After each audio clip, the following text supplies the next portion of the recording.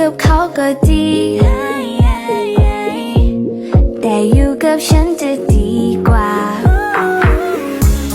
ที่อยากจะรู้จักกันขอสักวันได้เปล่า